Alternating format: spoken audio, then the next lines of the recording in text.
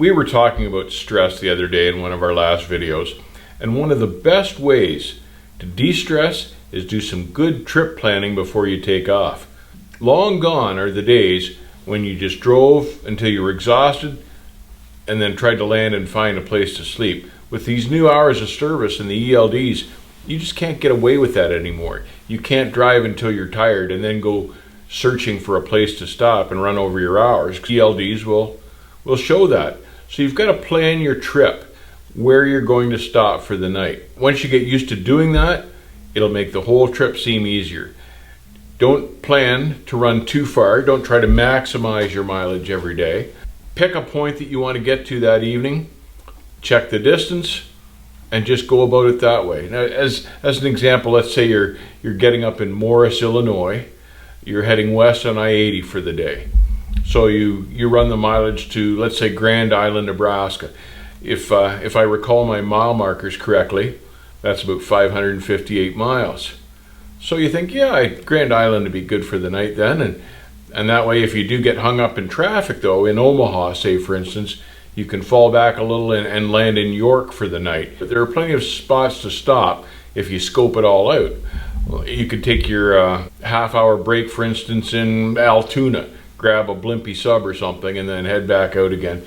Try to organize your day so it all runs smoothly. So with a little trip planning, you can also plan to take your half-hour break at, say, a Walmart to load up on some groceries, rather than sitting in a restaurant killing time waiting for that half hour to click over.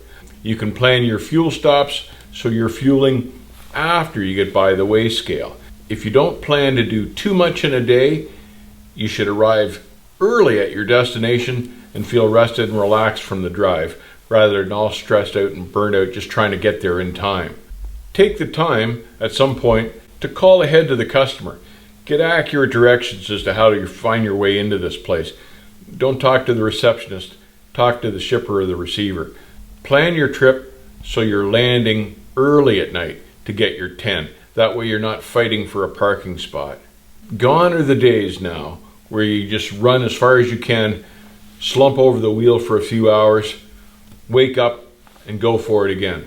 That's over. There's a new sheriff in town and he's got a big thick rule book. So if we're going to be held to these strict hours of service by the ELD'S, we may as well just kick back and enjoy it and use it to our advantage. With all the tools we have available to us today, trip planning is really quite easy too. You've got your Garmin GPS and you can range find with it. I still rely on a GPS in combination with a map and what the shipper or receiver has told me over the phone. And I'll compare all three. I run one of those big, thick exit guide books. Those things are invaluable. God only knows these days you're not going to get rich in trucking anymore, so you may as well kick back, relax, and enjoy the drive. You can drive and de-stress at the same time. Once you get onto this trip planning thing, I think you'll enjoy it. You'll feel more relaxed, the workday won't feel so long, and you'll land rested at the end of the day instead of burnt out. So just kick back, look cool in your stool, go for a cruise, make it smooth and enjoy it. Stay safe, take care, keep the rubber side down, and I'll see you guys on the back haul.